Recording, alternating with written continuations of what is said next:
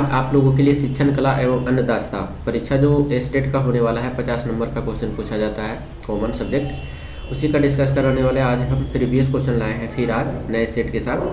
तो चलिए देर ना करते हुए, आज 9 मॉक सेट है ये, तो इससे प्रैक्टिस लगाते हैं और अपनी तैयारी को बेहतर बनाते हैं। तो चलिए देर ना करते हुए, पहला क्वेश्चन आपका कह रहा है कि छात्र केंद्रित शिक्षा छात्र की क्या विशेषता है। तो इसकी विशेषता है बच्चों के अनुभवों को प्रमुखता देना।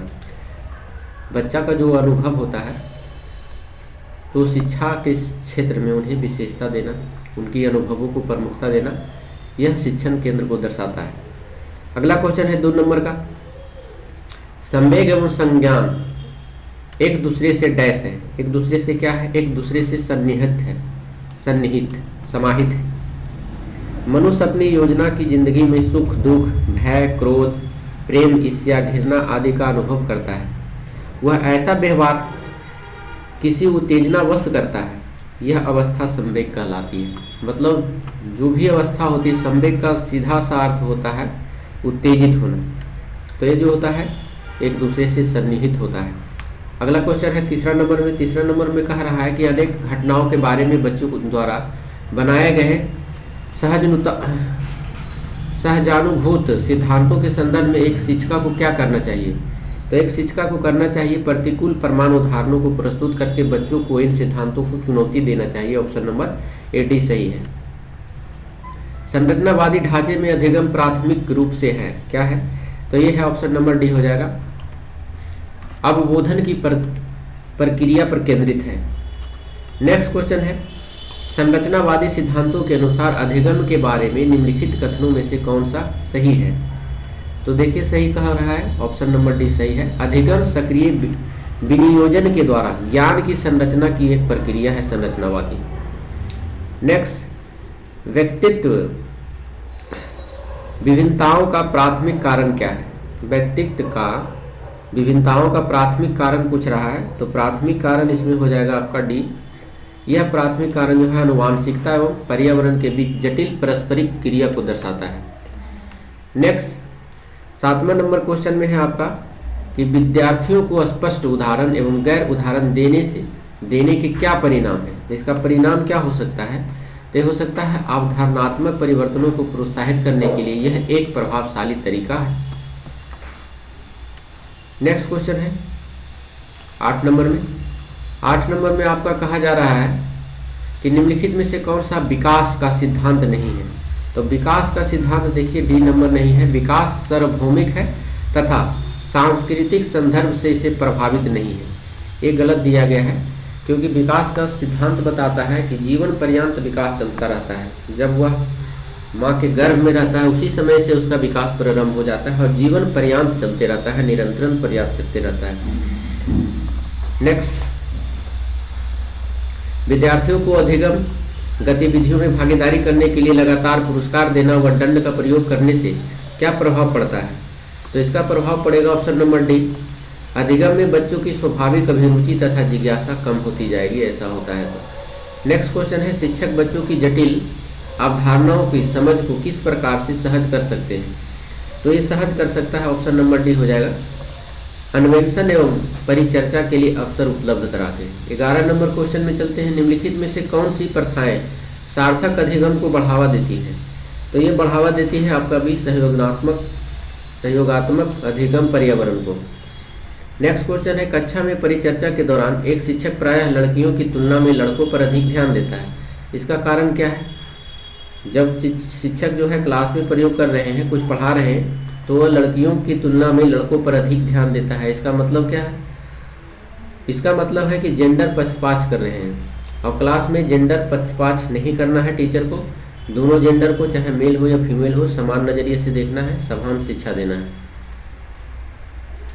नेक्स्ट है, बच्चों में जेंडर रूढ़िवादिता एवं जेंडर भूमिका अनुरूपता कम करने के लिए निम्नलिखित में से कौन सी पद्धति प्रभावशाली है। तो ये प्रभावशाली हो जाएगा ऑप्शन नंबर ए, जेंडर पक्षपात के बारे में परिचर्चा। नेक्स्ट है, निम्नलिखित में से कौन सी मनोवैज्ञानिक ने बच्चों को ज्ञान के सक्रिय जिज्ञासु के रूप में देखते हुए उनके चिंतन पर सामाजिक एवं सांस्कृतिक वस्तुओं के प्रभाव को महत्व दिया। तो ये महत्व दिया जाता है लेव वाइगोस्की के द्वारा। देखिए इन्होंने कहा था वैज्ञानिक बच्चों के बारे में, सामाजिक एवं संस्कृति, जहाँ भी ये वर्ड आ जाए तो हमेशा यह आंसर होता है लेव वाइगोस्की का, क्योंकि यह सामाजिक एवं संस्कृति का सिद्धांत दिया था लेव वाइगोस्की के द्वारा। नेक्स्ट क्वेश्चन है 15 नंबर में। 15 नंबर में कह रहा है आपका, देख लीजिए, कह रहा है निम्नलिखित व्यवहारों में से कौन सा जीन पियाजे के द्वारा प्रस्तावित मूर्त संक्रियात्मक अवस्था को विशेषित करता है? तो विशेष करता है ऑप्शन नंबर बी होता है संरक्षण कक्षा समावेशन। नेक्स्ट क्वेश्चन है 16 नंबर का, कहता है शिक्षण अधिगम प्रक्रिया में व्यक्तिगत ध्यान महत्वपूर्ण है क्योंकि करके दिया है ऑप्शन नंबर डी हो जाएगा, बालकों का विकास भिन्न भिन्न दरों से होता है और भिन्न भिन्न प्रकार से सीखते हैं। बात सही है, बच्चे जब शिक्षण ग्रहण करना शुरू करते हैं तो विभिन्न तरीकों से, कभी देखकर सीखते हैं, कभी दूसरे की नकल करके सीखते हैं, कभी वातावरण से भी सीखते हैं, अनेक प्रकार से शिक्षा भिन्न भिन्न स्रोतों से ग्रहण करते हैं। नेक्स्ट, बेसिक शिक्षा का धारण का प्रतिपादन किया गया, किसके द्वारा किया गया था? तो ये किया गया था बेसिक शिक्षा का धारण का प्रतिपादन गांधी जी के द्वारा किया गया था। महात्मा गांधी ने कहा था कि शारीरिक, बौद्धिक और मानसिक विकास बालक में होना चाहिए। गांधी के अनुसार गांधी ने बेसिक शिक्षा के संदर्भ में 7 आधारभूत सिद्धांत का वर्णन किया था। उन्होंने कहा था पहले सिद्धांत में कि 7 से 14 वर्ष की आयु के सभी बालक और बालिकाओं को निःशुल्क एवं अनिवार्य शिक्षा मिले। ऐसी प्रकार से वह 7 तरह के सिद्धांत दिए थे, उनमें से एक सिद्धांत बेसिक शिक्षा भी था। बेसिक शिक्षा के धारण का प्रतिपादन जो है गांधी जी के द्वारा किया गया था। एक प्रभावी शिक्षक की गुणवत्ता का सबसे महत्वपूर्ण गुण है, सबसे महत्वपूर्ण गुण क्या है? एक अच्छा प्रेरक होना, ऑप्शन नंबर डी हो जाएगा। 19 नंबर में शिक्षा के उद्देश्यों का निर्धारण दायित्व है। यह दायित्व बताता है समाज का। शिक्षा का उद्देश्य का निर्धारित दायित्व क्या है? समाज को अच्छी तरह से लेकर चले। 19 नंबर के बाद 20 नंबर क्वेश्चन में चलेंगे हम। 20 नंबर कह रहा है सभी शिक्षार्थियों को गृह कार्य में रुचि उत्पन्न करने के लिए वे होने चाहिए, क्या होने चाहिए? शिक्षार्थियों की योग्यता के अनुसार होने चाहिए, ऑप्शन नंबर बी हो जाएगा। 21 नंबर में चलते हैं। नवोदय विद्यालय की स्थापना की गई है डैश के लिए, किसके लिए किया गया है नवोदय विद्यालय की स्थापना?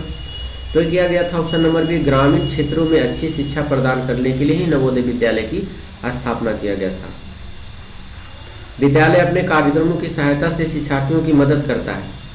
ये किससे संबंधित है? यह है जो उन्हें सांस्कृतिक संपन्न करने में मदद करता है, ऑप्शन नंबर डी। नेक्स्ट है प्रदर्शन प्रभाव का अर्थ है। प्रदर्शन प्रभाव का अर्थ होता है ऑप्शन नंबर बी, उपयोग की नकल का प्रभाव। अगला क्वेश्चन चलते हैं 24 नंबर में। 24 नंबर क्वेश्चन देख लीजिए,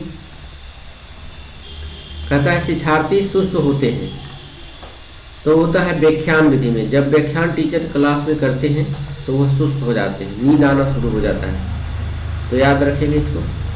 एक क्षेत्र भ्रमण का आयोजन किया जाता है, एक किया जाता है, एक भ्रमण के लिए भी होगा आंसर। अन्य लोगों को कार्य करते देखने हेतु भी यह भ्रमण का आयोजन किया जाता है। क्रिया का अर्थ जानने के लिए भी किया जाता है। तो ये सभी आंसर आपका सही है। गृह कार्य देने का लाभ यह है कि शिक्षार्थी यानी गृह कार्य में होमवर्क जो बच्चे को देते हैं उसका क्या कार्य है, देने का कारण पूछ दिया है इसमें, तो है उससे है होगा क्या, स्व अध्ययन की आदत विकसित हो सकेंगे बच्चों में, इसीलिए होमवर्क दिया जाता है। 27 नंबर में है अधिगम के विषय में निम्न में से कौन सा कथन सही है? तो ऑप्शन नंबर बी सही है। अधिगम उसी वातावरण में प्रभावी होता है जो शिक्षार्थियों के लिए संवेगात्मक, सकारात्मक और उन्हें संतुष्ट करने वाला है। 28 नंबर क्वेश्चन कर रहा है यदि कोई बच्चा बाएं हाथ से लिखता है और इससे काम करने में सुगम है तो उसे क्या करना चाहिए? उसे उसकी प्राथमिकता को अनुमति देनी चाहिए कि शाबाशी देना चाहिए, वाह इसी हाथ से तुम्हारा सब काम होता है, तो उसी को प्रोत्साहन देना चाहिए, नहीं कि फिर डांटना चाहिए, उसे फटकारना चाहिए, नहीं। जो हाथ से वो लिख रहा है उसी हाथ को प्रोत्साहित करना चाहिए, उसे अनुमति देना चाहिए कि हाँ ऐसा कर सकते हो तुम। 29 नंबर में क्वेश्चन है यदि अपनी कक्षा में किसी शिक्षार्थी को खराब कपड़े पहने आप पाते हैं तो आप करेंगे, क्या करेंगे?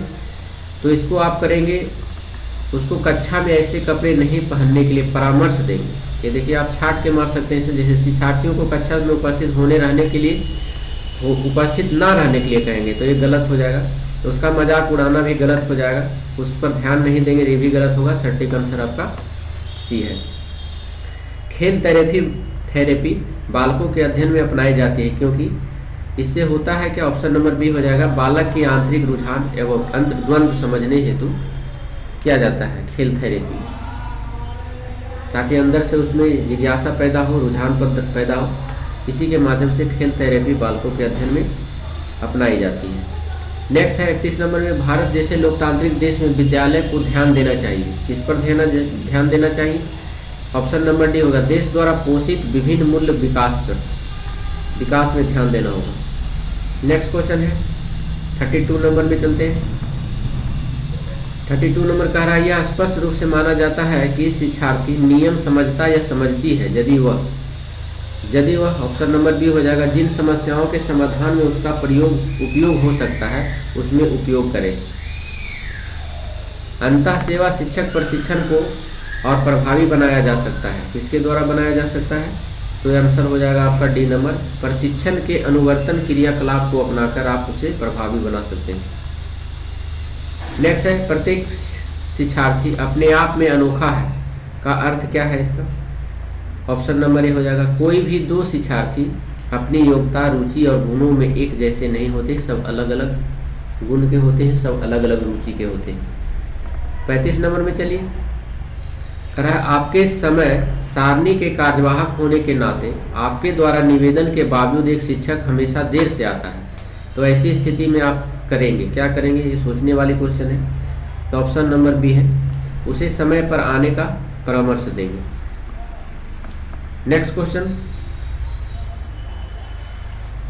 अगला क्वेश्चन आपका मैथ से रिलेटेड है, बने रहेंगे हमारे साथ। 35 के बाद आपका 36 नंबर क्वेश्चन में है, माफ कीजिएगा 36 नंबर इधर ही होगा।